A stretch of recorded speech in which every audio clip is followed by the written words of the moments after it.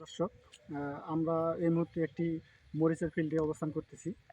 এই মরিচটির জাত হচ্ছে এসকিউ হ্যারিস।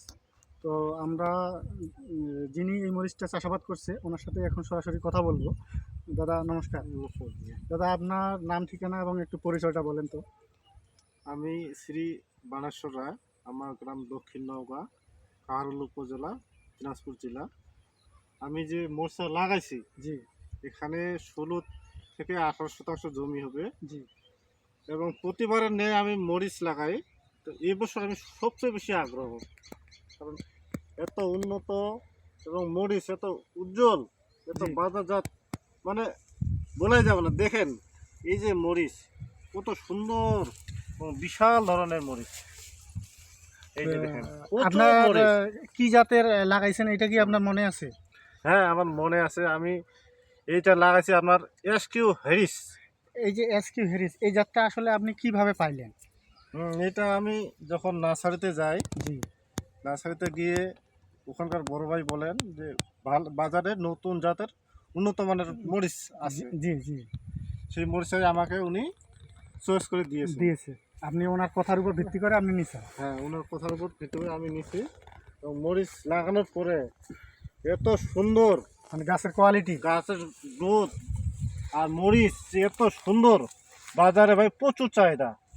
আপনি কি তুলছেন এই হ্যাঁ। ক্ষেত থেকে মরিচ তুলছেন? হ্যাঁ, এর আগে আমি হারভেস্ট করছেন। বাজারে নিয়েছি, অথচ মরিচের আমার চাহিদা অনেকটাই বেশি। বেশি আসলে মরিচের চাহিদাটা কি কারণে বেশি হচ্ছে? হুম, আপনার মরিচ কালার, সাইজ এগুলোর জন্য? মরিচ আমার চাহিদা একটাই, সেটা হলো সব দিক দিয়ে উন্নত। হুম, মরিচের সাইজ বড়, ঝাল বেশি এবং মরিচ উন্নত মানের।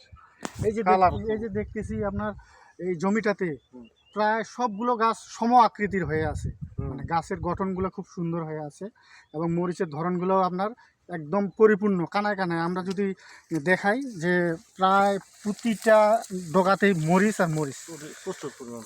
তাই না? এই তো আপনি এগুলা হারভেস্ট করবেন না, তুলবেন না?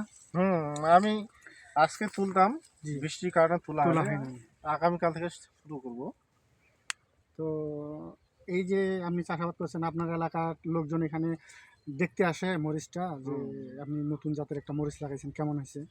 অনেকেই দেখতে আসেন, প্রতিবারের মতো এবারও আসেন, তবে অনেকেই চাহিদা করতেছে এই মরিচের। করতেছে না? আমরা কি এখান থেকে সামনের বছরে কিংবা সামনের সিজনে যারা লাগাবে আশাবাদী? অবশ্যই আশাবাদী। তো ধন্যবাদ দাদা আপনাকে। ধন্যবাদ আপনাকে।